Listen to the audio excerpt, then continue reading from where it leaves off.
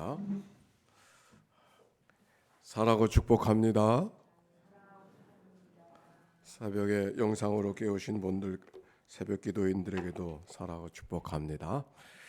자, 오늘부터 사사기서 1장과 2장을 읽어가게 되어지는데, 이 사사기서 1장과 2장의 말씀에는 다시 여호수아가 등장하고 여호수아가 죽는 장면이 등장하고, 또 악사에 대한 이 갈렙의 동생 온니엘에 대한 이야기도 등장하고, 또 게셀에 대한 이야기도 등장하는 것을 보면 이미 여호수아서를 읽을 때 나왔던 이야기가 다시 반복하는 것을 보게 됩니다. 즉 사사기서 1장과 2장의 말씀을 통해서는 가나안 땅에 들어가서 그들이 해야 될 일들을 개괄적으로 다시 서술하고 있는 것을 보게 되어집니다. 자, 모세가 세상을 떠남으로 이제 여호수아 시대가 그로서 신명기가 끝나고 여호수아 시대가 시작이 되어졌고, 이제 여호수아 시대로 통해서 요단강을 건너고 여리고성을 점령하고 또 아이성을 점령하고 가나안 땅의 남부를 점령하고 북부를 점령하고 땅을 분배하는 이야기가 기록이 되어져 있었죠. 그러나 땅을 분배하고 전쟁을 시작하였지만 전쟁이 다 그때 끝난 것은 아닙니다. 오히려 전쟁에 진 사람들, 물리치지 못하고 쫓아내지 못한 사람들, 그 사람들이 또다시 밀고 밀리는 그런 전쟁들, 전쟁은 그쳤지만 전투는 계속되어지고 있는 그런 장면이다, 그렇게 생각하면 되겠습니다. 사사기, 이 시대로 말하면 이제 여호수아가 죽은 다음부터 사울 왕이 등장, 왕정 시대가 시작될 때까지의 시간이 오늘 성경 사사기서의 배경으로 볼 수가 있는데, 경제적으로는 유목 생활을 하던 그들이 가나안 땅에 정착해서 농경 생활을 하는 바로 그때를 말하고 있습니다. 유목 생활이 농경 생활로 바뀌어진다. 어떤 의미가 있을까?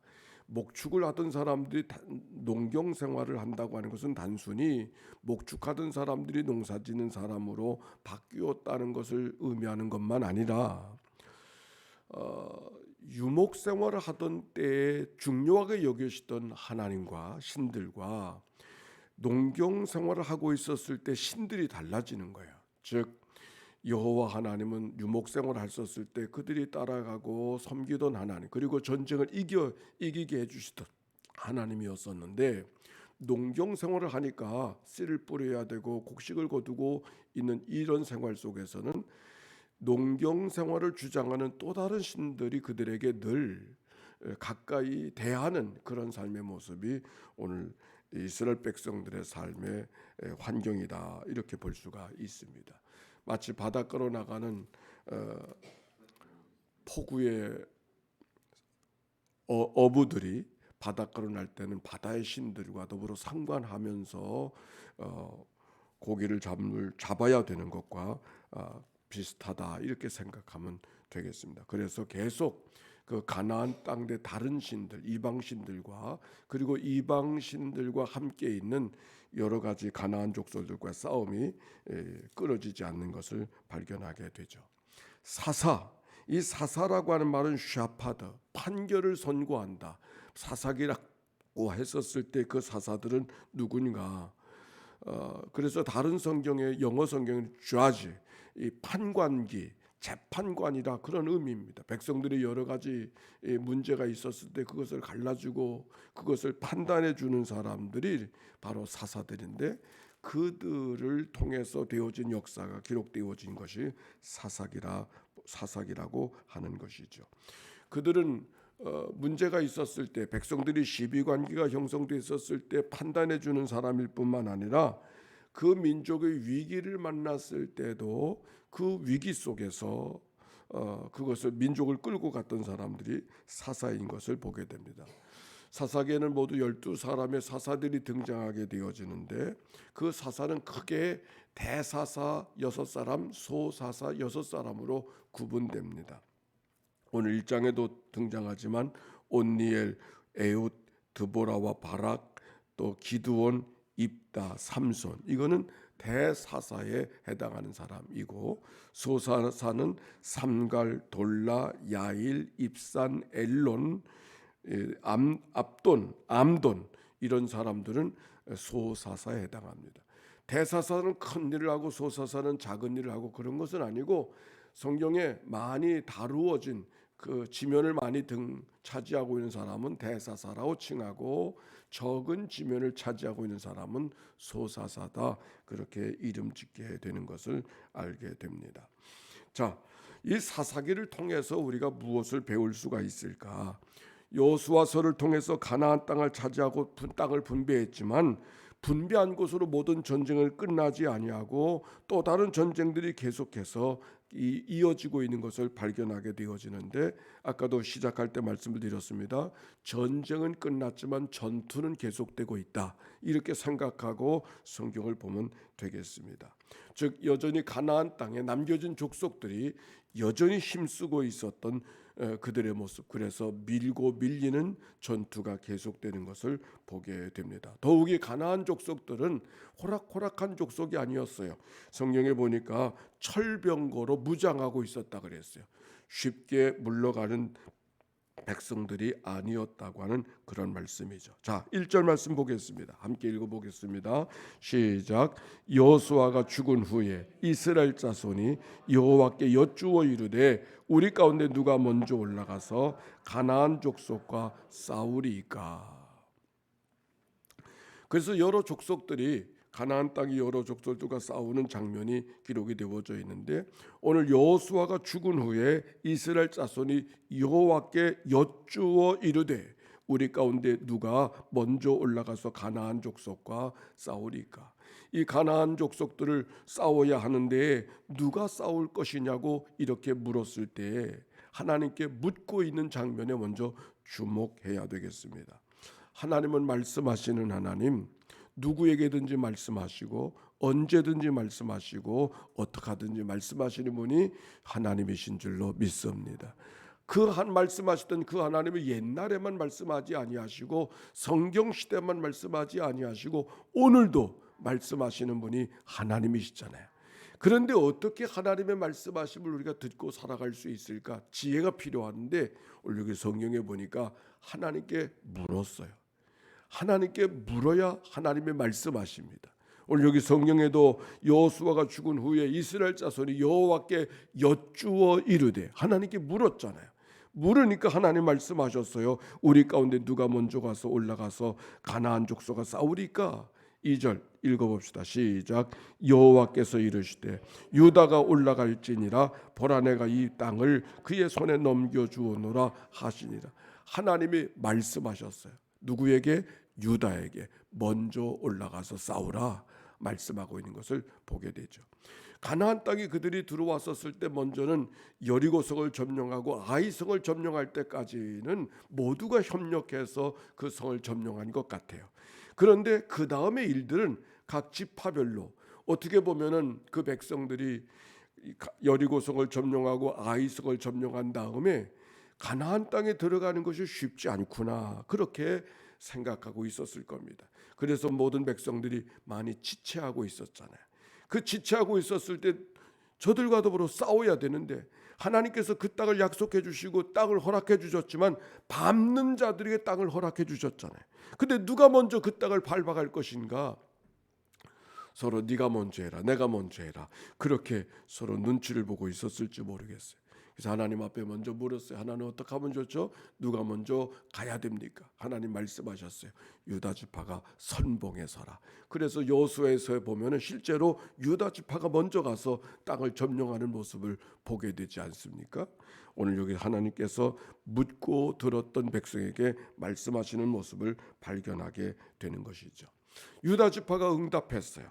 하나님, 제가 선봉에 서겠습니다. 만약 유다 지파가 하나님의 말씀하심에 응답하지 않았다고 하면은 그 백성들이 어떻게 되어졌었을까? 근데 그들 가운데 유다와 지파와 같이 선봉에 서는 사람, 먼저 응답하는 사람이 있었다는 것이 얼마나 다행한 것인지 모르겠어요. 근데 여기 성경에 이렇게 말씀하고 있어요. 2절 말씀 마지막에 보니까 여호와께서 이르시되 유다가 올라갈지니라 보라 내가 이 땅을 그의 손에 넘겨 주었노라. 아멘. 하나님께서 유다에게 선봉에 서라가만 말씀하지 아니하시고 이 땅을 너에게 넘겨 주었다 말씀하고 있어요. 여기서 우리가 특별한 은혜를 배울 수가 있습니다. 그 전쟁은 유다에게 선봉에 서라고 말씀하셨지만 하나님께서 유다에게 홀로 맡겨주신 전쟁이 아니고 하나님이 함께 해주신, 하나님이 넘겨주신, 아니 그 전쟁은 이미 이긴 전쟁을 싸워나가라고 말씀하고 있는 것을 보게 되는 것이죠. 그건 우리의 믿음의 생활과도 같습니다. 우리의 날마다의 삶은 영적인 싸움이 계속되어지는데 우리의 영적인 싸움은 어떻습니까? 사단이 우는 사자와 같이 삼킬자를 두루 찾는 세상 속에 우리가 영적인 싸움을 싸워가고 있습니다. 그런데 이 영적인 싸움은 누가 이길지를 모르는 싸움이 아니라 이미 이겨놓은 싸움을 싸워가는 것이 우리의 삶인 것이죠. 오늘 성경에도 유다를 하나님께서 보내주시지만 하나님께서 뭐라고 말씀하셨어요? 이 전쟁은 너에게 넘겨주었다고. 이미 이긴 전쟁을 싸우러 가는 모습이 유다의 모습인 거예요. 우리의 삶도 마찬가지. 이긴 싸움을 싸우게 하시는 하나님, 죄의 값으로 죽어야 마땅한 인생이지만 예수 그리스도가 죽음의 권세를 이기시고 다시 살아 부활의 첫 열매가 되심으로 죽음으로 인생이 끝나지 않고 죽어도 살고 살아서 믿는 자는 영원히 죽지 아니하리니 이것을 내가 믿느냐? 그 믿음의 삶을 살아가는 것이 우리의 삶이라고 하는 것을 오늘 성경을 통하여 발견하게 되는 것이죠. 그건 마치 한국 전쟁을 생각해 보면 그래요. 한국 전쟁이 저 북한에 있는 사람들이 막 내려와서 남한을 다 밀어서 저 낙동강까지 정말 풍전등화와 같이 이 나라가 어떻게 될지 내일을 알 수 없는 그런 지경까지 되어지지 않았습니까? 그러나 그때 유엔군을 통해서 인천 상륙 작전을 성공하고 9.28 서울 수복이 되어져서 그 전쟁으로 말미암아 한국의 전쟁의 전세가 바뀌어졌어요. 이겨놓은 전쟁. 그러나 전투는 끝나지 않았어요. 퇴각하는 많은 북한 사람들을 전쟁에서 물리쳐야 되는 또 다른 전쟁이 계속되어지다가 해를 거듭한 다음에 전쟁이 끝난 것을 발견하게 되는 것이죠. 똑같은 거예요. 이미 죽음의 권세를 이기신 분, 죄의 권세를 이기신 분이 주님이신 줄로 믿습니다. 무엇 때문에? 예수 그리스도의 죄값을 지시고 죽으신 십자가와 그 십자가에서 부활하심으로 말미암아서 부활의 첫 열매라 우리의 생명의 전투는 이미 생명의 전쟁은 이겨놓은 전쟁. 그러나 하루하루의 싸움을 열심히 싸워가지 않으면 안 되는 것이 우리의 삶인 것을 알게 되죠. 근데 사사기의 말씀은 우리에게 중요한 거 한 가지를 더 가르쳐주고 있어요. 3절 읽어봅시다. 시작. 유다가 그의 형제 시므온에게 이르되 내가 제비 뽑아 얻은 땅에 나와 함께 올라가서 가나안 족속과 싸우자. 그리하면 나도 내가 제비 뽑아 얻은 땅에 함께 가리라 하니 이에 시므온이 그와 함께 가니라. 여기 그 전쟁은 끝났지만 전투가 계속되어지고 있을 때 그 전투를 어떻게 싸워야 될 것인가를 이야기하고 있어요. 어떻게 싸우라고? 연합해서 싸우라고. 연합해서 싸우라고. 그래서 유다가 선봉에 섰지만 시므온에게 이야기하잖아요. 우리 함께 가서 싸우자. 마치 시므온은 누구예요? 땅의 기업을 받았을 때 유다 지파가 땅을 내어주어서 땅을 받은 사람이 시므온이 아닙니까? 내어줌을 통해서 연합하게 되어주고 연합하는 것을 통해 그 전투를 잘 이기게 했던 이야기가 오늘 성경 속에 기록이 되어져 있는 것이죠. 오늘도 우리의 삶을 어떻게 살아가야 될 것인가를 이야기하고 있는 것입니다. 우리가 하나님의 교회가 얼마나 소중한가 하는 것도 이야기하고 있는 것이죠. 영적인 싸움은 각각 개인의 싸움이지만 개인으로 이끌어갈 수가 없습니다. 우리가 새벽 교회인으로 함께 이렇게 공동체 되어졌을 때 오늘의 하루의 영적인 싸움을 잘 이기게 하실 줄로 믿습니다. 서로 기도하고 서로 격려하고 서로 연합해서 함께 걸어가는 자의 삶. 성경에 보니까 시편 133편 이런 말씀이 기록이 되어져 있어요. 오늘 여기 보라 형제가 연합하여 동거함이 어찌 그리 선하고 아름다운 거. 형제의 연합. 오늘 성경 3절에도 이렇게 말합니다. 유다가 그의 형제 시므온에게 이르되, 그의 형제 시므온에게 이르되.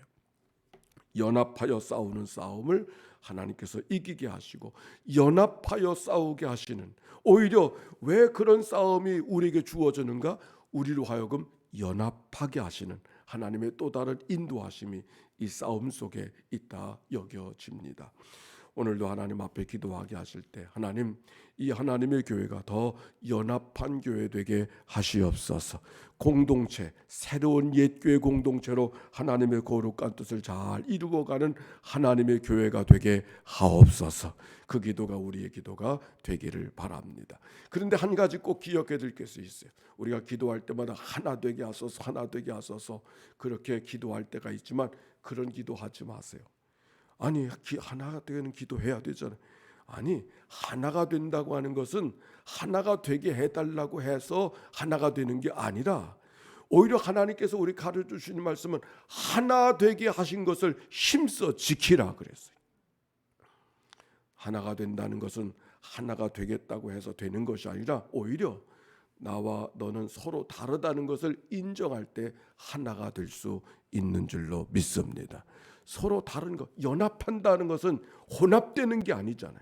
연합하는 것, 함께 있는 것, 각각의 자리에 있지만 함께 연합할 수 있을 때 이미 우리는 각각의 삶을 살아가고 있어요. 문제는 각각의 삶을 살아가고 있지만 어떻게 연합할 수 있을까가 중요한 거고, 하나님이 이미 우리를 연합한 자로 삼아주셨어요. 연합한 것을 지켜나가는 것이 우리의 삶인 것을 기억하면서 하나 되게 해달라고 기도하지 말고 하나 되게 하신 하나님 감사합니다. 힘써 하나됨을 지켜가게 하옵소서. 이 기도가 우리의 기도가 될 수 있기를 바랍니다. 함께 기도하며 이 아침에 주님 앞에 다가섭니다. 사랑이 많으시고 자비로우신 하나님 감사합니다. 하나 되게 하신 하나님, 형제가 연합하여 동거함을 어찌 그리 선하고 아름다운 것.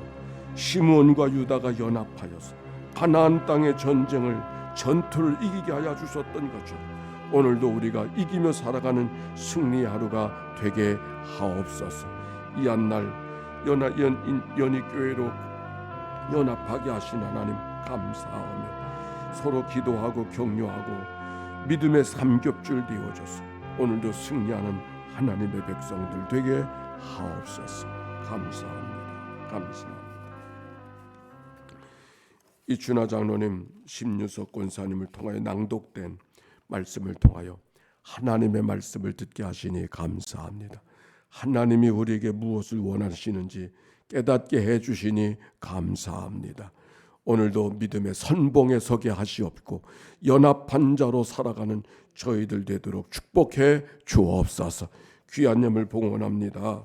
박상덕 전인희 권사님, 안한준 정금순 권사님, 박철순 권사님, 하나님 이 예물을 축복하시고 하나님 앞에 드려졌은즉 하나님 받으시고 흠양하사 아름답게 하나님의 거룩한 일을 위해 사용되게 하시고 구하는 자에게 주신 하나님의 은혜와 축복이 가정마다 심령마다 온 교회 속에 임하게 하옵소서. 구주 예수님의 이름으로 축복하고 기도하옵나이다. 아멘. 이제는 성부 성자 성령 삼일체 하나님의 크신 은혜와 사랑과 역사가 이제와 같이 영원히 함께해 주시기를 축원하옵나이다. 아멘.